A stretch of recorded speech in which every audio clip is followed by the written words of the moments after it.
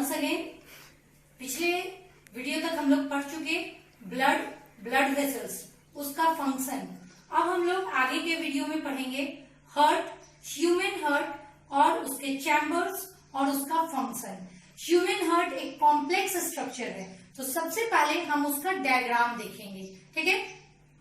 तो जो human heart होता है वो 4 चैम्बर्ड होता है, यानी इसमें 4 चैम्बर्स बने हुए होते हैं, 2 एट्रियम एंड 2 वेंट्रिकल्स, ठीक है। Atrium in the heart, human heart, 2 ventricle in the human heart, that is 2, ठीक है। It means there are 4 chambers in human heart, 2 on the right side and 2 on the left side. Human heart में 2 part हुआ, right part and left part. अब इस right और left part को divide करने का काम करता है बीच का यह वॉल, जिसको हम कहते हैं सेप्टम। यह सेप्टम ह्यूमन हार्ट को 2 पार्ट में डिवाइड करता है, right part and left part. अब इस राइट और लेफ्ट दोनों साइड वाल्व लगे रहते हैं।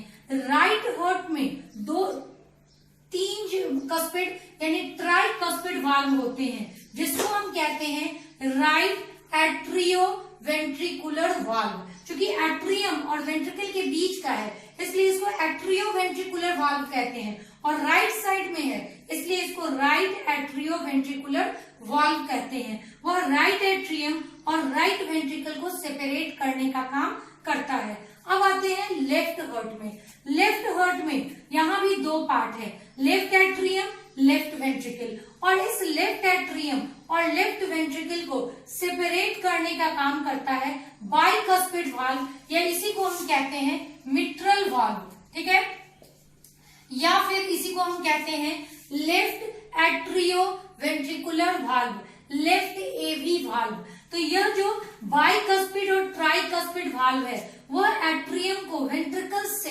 सेपरेट करने का काम करता है। ह्यूमन हार्ट, हम जानते हैं कि ह्यूमन हार्ट का वॉल जो है वह बना हुआ होता है कार्डियक मसल्स से।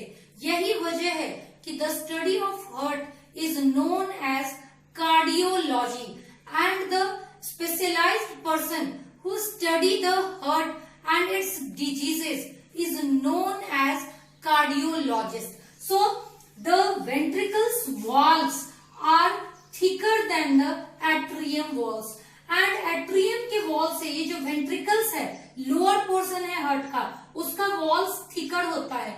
क्यों thicker होता है? Because they have to push blood to the long distances. Atrium की तुलना में वेंट्रिकल्स को लॉन्ग डिस्टेंसेस में ब्लड पुश करना होता है, so they have thick wall to sustain the pressure. जो ब्लड के द्वारा प्रेशर एग्जर्ट होगा लॉन्ग डिस्टेंसेस में पुश करने में, उसको बर्दाश्त करने के लिए, उसको झेलने के लिए जो वेंट्रिकल्स का वॉल है वह थिक होता है। उसमें भी यह जो लेफ्ट वेंट्रिकल का वॉल है वह राइट वेंट्रिकल की तुलना में 3 टाइम्स थिकर होता है, because left ventricle pushes blood to whole body parts और up to a long distance, so the ventricles walls are thicker than the atrium wall. And one more structure that is thin membranous pericardium which surrounds whole heart. पूरे human heart को यह thin membranous pericardium जो है surround किए रहता है, और इस पेरिकार्डियम और हार्ट वॉल के बीच में फ्लूइड भरा होता है जिसे हम कहते हैं पेरिकार्डियल फ्लूइड, और वह फ्लूइड वही काम करता है जो सेरेब्रोस्पाइनल फ्लूइड करता है ब्रेन के पास, ठीक है। तो वह शॉक एब्जॉर्बर का काम करता है पेरिकार्डियल फ्लूइड, जो पेरिकार्डियम और हार्ट वॉल के बीच में प्रेजेंट होता है। Now pulmonary artery and pulmonary vein, यह जो टी शेप्ड स्ट्रक्चर देख रहे हो, यह टी शेप्ड स्ट्रक्चर जो है पल्मोनरी आर्टरी है।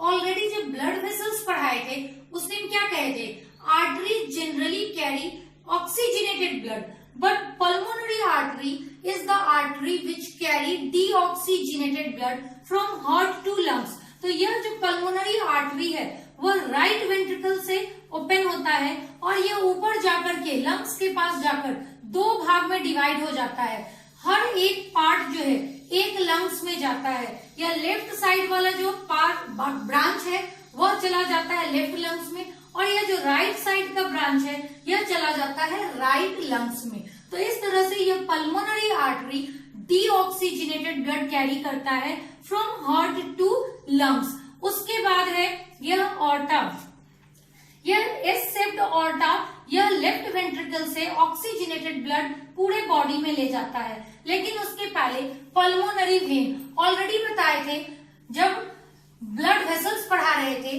Veins generally carry deoxygenated blood, but there is pulmonary vein, it carries oxygenated blood from lungs to the heart. और हार्ट के लेफ्ट पोर्शन में, लेफ्ट एट्रियम में यह जो है ओपन होता है। तो there are 2 pairs of pulmonary veins, 1 pair each from each lungs. एक पेयर जो ये पल्मोनरी वेन है एक लंग्स से, दूसरा पेयर दूसरे लंग्स से आता है, और यह लेफ्ट एट्रियम में जो है ओपन होता है। और यह पल्मोनरी वेन ऑक्सीजनेटेड ब्लड लेकर के हार्ट में आता है। तो इस तरह से पल्मोनरी आर्टरी और पल्मोनरी वेन अपने ओरिजिनल नेचर से अपोजिट वर्क करते हैं। Artery generally carry pure blood, but pulmonary artery carry impure blood और deoxygenated blood. Pulmonary vein generally veins carry impure blood और deoxygenated blood, but pulmonary veins carry oxygenated blood from lungs to the heart. Now human heart का function, यह कैसे काम करता है। हमारे human heart में यह 2 पाइप लाइक स्ट्रक्चर आया है, जिसको हम कहते हैं superior vena cava and inferior vena cava. यह सुपीरियर और inferior vena cava deoxygenated blood पूरे बॉडी से लेकर के आता है राइट एट्रियम में। यह सुपीरियर वेना केवा यह हार्ट के ऊपर का जितना भी बॉडी पार्ट्स है, ब्रेन है, फेस है, उससे डीऑक्सीजनेटेड ब्लड को लेकर आता है राइट एट्रियम में। और इंफीरियर वेना केवा हार्ट के नीचे जितना भी बॉडी पार्ट्स है, लिम्स है, एब्डोमेन है, उन सारे रीजन से डीऑक्सीजनेटेड ब्लड लेकर के राइट एट्रियम में आता है। तो इस तरह से ये vena cava, veins combine together and open into a broad pipe, broad tube, and that is known as vena cava. So there are 2 vena cava, superior and inferior vena cava. And इस तरह से ये deoxygenated blood right atrium में पहुंच गया। अब जैसे ही deoxygenated blood right atrium में आएगा, यह जैसे ही right atrium हाफ से ज्यादा फिल्ड हो जाएगा, यह जो ट्राइकस्पिड वाल्व है एट्रियम और वेंट्रिकल्स के बीच, वह प्रेशर से क्या होगा, ओपन हो जाएगा। और ओपन होने के बाद वह डीऑक्सीजनेटेड ब्लड चला आएगा राइट वेंट्रिकल में, और उसके बाद राइट वेंट्रिकल से वह डीऑक्सीजनेटेड ब्लड चला जाता है पल्मोनरी आर्टरी में। यह जो है PA pulmonary artery, T shaped pulmonary artery में जाता है, और पल्मोनरी आर्टरी से होते हुए वह दोनों लंग्स में प्यूरिफिकेशन के लिए चला जाता है। It means right lungs and left lungs, दोनों लंग्स में जाता है, जहां गैसियस एक्सचेंज परफॉर्म होता है, यानी डीऑक्सीजनेटेड ब्लड से CO2 ले लिया जाता है और उसमें ऑक्सीजन लंग्स के एल्वियोलाई के द्वारा डाल दिया जाता है। तो यह हो गया पल्मोनरी आर्टरी का फंक्शन। यह डीऑक्सीजनेटेड ब्लड लेकर चला गया लंग्स में, जहां गैसियस एक्सचेंज हुआ। अब जो ब्लड है ऑक्सीजनेटेड ब्लड, वह पल्मोनरी वेन से होते हुए कहाँ आएगा, अब यह पल्मोनरी वेन से होते हुए पहुंच जाता है लेफ्ट एट्रियम में। ऑक्सीजनेटेड ब्लड जैसे ही लेफ्ट एट्रियम में आया, लेफ्ट एट्रियम वह भरना शुरू हुआ, और जैसे ही हाफ से ज्यादा फिल्ड हो जाता है, बीच का जो ये बाइकस्पिड वाल्व है वह ओपन हो जाता है, और ऑक्सीजनेटेड ब्लड लेफ्ट एट्रियम से लेफ्ट वेंट्रिकल में चला आता है। अब लेफ्ट वेंट्रिकल जो है उस ऑक्सीजनेटेड ब्लड को इस ऑर्टा में पुश कर देता है, और यहाँ से ऑर्टा से यह होल बॉडी पूरे बॉडी में चला जाता है। तो इस तरह से ऑक्सीजनेटेड और deoxygenated blood whole human heart से पास करता है। Now the function of SAN and AVN. यह सैन SAN और एवीएन AVN क्या काम करता है। सैन जो है वह natural pacemaker of heart माना जाता है, यानी हार्ट के रिदम को कंट्रोल करने का काम करता है। हम जानते हैं कि human heart without taking any leave work through out the life, पूरे लाइफ ये रिदम का काम करता है human heart without taking rest, बिना आराम किए। सो यह जो सैन है वह नेचुरल पेस मेकर है, वह पूरे हार्ट के एट्रियम में उसके सिस्टोल के लिए इम्पल्स क्रिएट करता है, जिसके कारण यह दोनों atrium, right and left atrium, upper portion of heart जो है उसमें कॉन्स्ट्रिक्शन होता है, और वैसी स्थिति में ये दोनों बाइकस्पिड ट्राइकस्पिड वाल्व ओपन होते हैं, और यहाँ से राइट एट्रियम से डीऑक्सीजनेटेड ब्लड और लेफ्ट एट्रियम से ऑक्सीजनेटेड ब्लड दोनों वेंट्रिकल्स में आता है। उसके बाद यह वाल्व बंद हो जाएगा, क्योंकि सैन क्या है वह धीरे धीरे इम्पल्स जो है लूज करेगा। उसके बाद सैन के इम्पल्स लूज करते ही यहाँ प्रेजेंट है एवीएन, जो राइट एट्रियम के नीचे कॉर्नर में प्रेजेंट है, ठीक है। और यह राइट एट्रियम के नीचे कॉर्नर में प्रेजेंट एवीएन यह दोनों वेंट्रिकल्स, राइट और लेफ्ट वेंट्रिकल के कंस्ट्रक्शन के लिए रिस्पॉन्सिबल होता है। तो अब जैसे ही यह राइट और लेफ्ट एट्रियम से ब्लड ऑक्सीजनेटेड और डीऑक्सीजनेटेड दोनों वेंट्रिकल्स में आ गया, तो अब क्या होगा, अब ये वेंट्रिकल्स जो है वो कॉन्स्ट्रक्शन उसमें होगा, यानी कि अब वेंट्रिकुलर सिस्टोल होगा। Systole means construction of the heart, diastole उसका डायलेशन, ठीक है। तो जैसे ही दोनों वेंट्रिकल्स में ब्लड आ गया, अब इसमें क्या होगा, वेंट्रिकुलर सिस्टोल जो है वह होगा किसके द्वारा, एवीएन के द्वारा क्रिएट इम्पल्स के कारण। तो यह एवीएन जो है वो बंडल ऑफ हेयर्स और डिफरेंट बंडल ब्रांचेस, ठीक है, इम्पल्स क्रिएट करेगा, और इस तरह से दोनों वेंट्रिकल्स के वॉल को वह स्टिमुलेट करेगा फॉर सिस्टोल। और जैसे ही दोनों वेंट्रिकल्स का वॉल उसमें सिस्टोल होगा, राइट वेंट्रिकल से डीऑक्सीजनेटेड ब्लड चला जाएगा पल्मोनरी आर्टरी में, और लेफ्ट वेंट्रिकल से ऑक्सीजनेटेड ब्लड चला जाएगा ऑर्टा में। तो इस तरह से यह एवीएन और सैन हार्ट के सिस्टोल, एट्रियल सिस्टोल और वेंट्रिकुलर सिस्टोल को कंट्रोल करता है। Now double circulation, what do you mean by double circulation? Double circulation का क्या मतलब होता है? ह्यूमन हार्ट के थ्रू और ह्यूमन ब्लड सर्कुलेशन को हम डबल सर्कुलेशन कहते हैं। क्यों? Because to pass through body once, the blood passes through heart twice. पूरे बॉडी से एक बार पास करने के लिए ह्यूमन हार्ट से ब्लड 2 बार पास करता है, इसीलिए उसे हम डबल सर्कुलेशन कहते हैं। एक बार राइट हार्ट में ब्लड आता है, वहां से लंग्स में जाता है, लंग्स से फिर लेफ्ट हार्ट में ब्लड आता है, और वहां से होल बॉडी में सर्कुलेट होता है। तो इस तरह से हम ह्यूमन हार्ट के थ्रू डबल सर्कुलेशन होता है, यानी पूरे बॉडी से एक बार पास करने के लिए ब्लड ह्यूमन हार्ट से 2 बार पास करता है। और इसको हम 2 पार्ट में बांटते हैं। First pulmonary circulation, second systematic circulation. Pulmonary circulation, circulation of blood through lungs, lungs की मदद से ब्लड का purification. And systematic circulation, circulation of blood from heart to all body parts and vice versa. It means from heart to all body parts and from all body parts to right portion of the heart. This is systematic circulation. Now first part of double circulation, that is pulmonary circulation. Pulmonary circulation, it means the movement of deoxygenated blood, the transfer of deoxygenated blood through pulmonary artery from heart to lungs, and oxygenated blood through pulmonary vein from lungs to heart. This is known as pulmonary circulation. It means heart से deoxygenated blood का pulmonary artery के through lungs में जाना, वहां उसका purification होना, और oxygenated blood का पल्मोनरी वेन के थ्रू वापस हार्ट में आना। This is known as pulmonary circulation. अब है कि लंग्स में इसका प्यूरिफिकेशन कैसे होता है।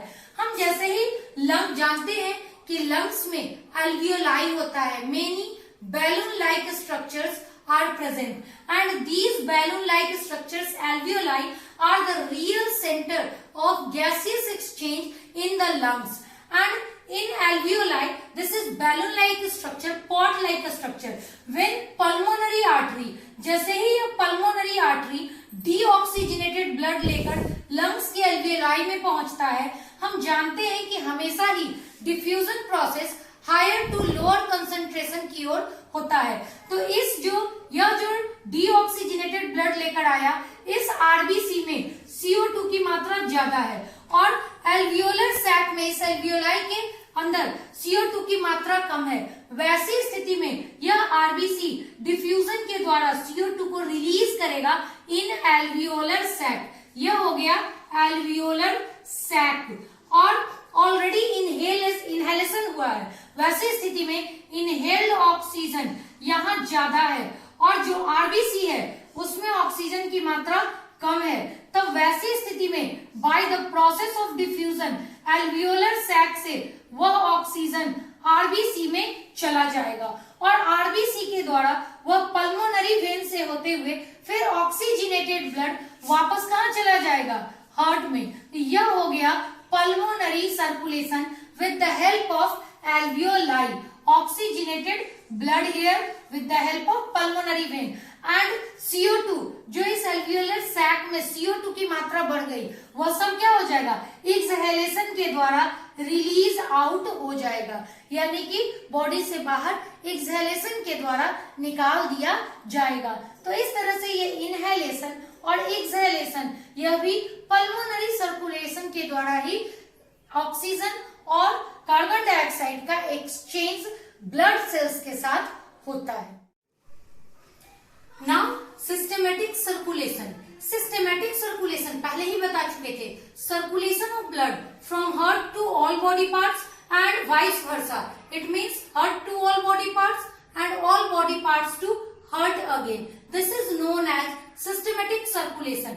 अब इस सिस्टेमेटिक सर्कुलेशन में सबसे पहले left portion of the heart यानी लेफ्ट वेंट्रिकल जो हार्ट का है वो ऑक्सीजनेटेड ब्लड पुश करता है ऑर्टा में, ऑर्टा से वो जाता है आर्टरीज में, आर्टरीज से जाता है आर्टेरियोल्स में, उसका फाइन ब्रांचेस में, आर्टेरियोल्स की मदद से वो बॉडी के सारे फाइन पार्ट्स में ऑक्सीजनेटेड ब्लड यानी O2 रिच ब्लड वह पहुंच जाता है और यह O2 रिच ब्लड पूरे बॉडी टिश्यू के द्वारा ले लिया जाता है। जैसे ही यहाँ सारे बॉडी टिश्यूज में ऑक्सीजन पहुंचेगा वहां क्या होगा? एरोबिक रेस्पिरेशन होगा और during respiration there is release of CO2, then CO2 rich blood, deoxygenated blood body tissues से वेन्यूल्स में जाता है, वेन्यूल्स से होते हुए वेना केवा में और वेन्स में और वेन्स से होते हुए inferior and superior vena cava से होते हुए वह डीऑक्सीजनेटेड ब्लड वापस हार्ट में पहुंच जाता है। यानी हार्ट से ब्लड का जो सर्कुलेशन है एक साइकिल में होता है। ऑक्सीजनेटेड ब्लड हार्ट से होते हुए बॉडी टिश्यू में पहुंचता है और डीऑक्सीजनेटेड ब्लड पूरे बॉडी टिश्यू से वापस हार्ट में पहुंचता है। This is known as systematic circulation of blood. तो इस तरह से blood circulation in human heart double circulation कहते हैं, जिसमें दो पार्ट हुआ, pulmonary circulation and systematic circulation. इस तरह से ह्यूमन हार्ट का हमारा स्ट्रक्चर और फंक्शन दोनों कंप्लीट हुआ। स्ट्रक्चर जो ऑलरेडी डायग्राम बनाकर बताए थे और फंक्शन यानी कि उसका डबल सर्कुलेशन ऑफ ब्लड वह हार्ट के थ्रू कंप्लीट हुआ। ऑलरेडी जब ट्रांसपोर्टेशन इन एनिमल्स पढ़ाए थे उस वक्त बताए थे कि in animals transportation of substances takes place through two systems, one is blood circulatory system and the other is lymphatic system. तो इस तरह से हम ब्लड सर्कुलेटरी सिस्टम में ब्लड वेसल्स और हार्ट यह तीनों पढ़ लिए। अब हम लोग आगे बढ़ते हैं लिम्फेटिक सिस्टम की ओर। Now lymphatic system, blood circulatory system के बाद लिम्फेटिक सिस्टम। लिम्फेटिक सिस्टम में बताए थे कि हम लोग तीन चीज पढ़ेंगे, lymph vessels and lymph nodes. तो सबसे पहले लिम्फ, यह कलरलेस, यह येलो कलर्ड फ्लूइड होता है और यह मेनली प्लाज्मा, वाटर, WBC इन सब से के मिलने से बनता है। And this lymph is composed in the extra cellular fluid और interstitial fluid of the body. Body tissues में यह इसका फॉर्मेशन होता है उसके एक्स्ट्रा सेल्यूलर फ्लूइड से। उसके बाद यह फंक्शन क्या करेगा, तो यह जो है जर्म्स को किल करता है, बिगर फूड मॉलिक्यूल्स को इंटेस्टाइन से सारे बॉडी पार्ट्स में कैरी करने का काम यही लिम्फ करता है। उसके बाद है लिम्फ वेसल्स, यह भी लॉन्ग ट्यूबुलर स्ट्रक्चर्स है और very much similar to the blood vessels in functions, but blood vessels are made up of thick and thin walls, but the lymph vessels are made up of the endothelium only, जिसका capillaries बना हुआ था उसी endothelium का यह बना हुआ होता है। And the lymph vessels they carry lymph from body tissues to heart, it means it is unidirectional, यह सिर्फ बॉडी टिश्यूज से जितने भी लिम्फ है उसको लेकर हार्ट तक जाता है, फिर हार्ट से बॉडी टिश्यू तक नहीं आता। उसके बाद है लिम्फ नोड्स, जितने भी बॉडी के ज्वाइंट्स हैं उन सारी जगहों पर यह लिम्फ नोड्स जो है वो प्रेजेंट होता है। और at the junction of lymph nodes, at the place of lymph nodes there is the junction of blood vessel, lymph vessels, ये लिम्फ वेसल्स वहीं एक दूसरे से कंबाइंड होते हैं। And these lymph nodes they have B lymphocytes and T lymphocytes, and these lymphocytes already पढ़े थे। Lymphocytes क्या करता है, एंटीबॉडी प्रोड्यूस करता है जो कि माइक्रो ऑर्गेनिजम्स को, पैथोजेंस को चारों ओर से किल करके, चारों ओर से घेर कर उसके लाइफ प्रोसेसेस को हैम्पर करता है। तो इस तरह से ये लिम्फ नोड्स वाले रीजन पे वैसे माइक्रो ऑर्गेनिजम्स जो लिम्फ के द्वारा किल नहीं होते वो वहां लिम्फ नोड्स वाले रीजन पे पुश होते हैं और वहीं किल कर दिए जाते हैं। तो इस तरह से हम लोग तीनों देख लिए, lymph, lymph vessels and lymph nodes. तो हम लोग ट्रांसपोर्टेशन इन एनिमल्स में दोनों चीज पढ़ लिए, blood circulatory system and lymphatic system. इस तरह से हमारा यहाँ third life process transportation complete हुआ। अब हम लोग नेक्स्ट वीडियो में पढ़ेंगे excretion, which is the last life processes for standard 10 in lesson 1. Okay, thank you.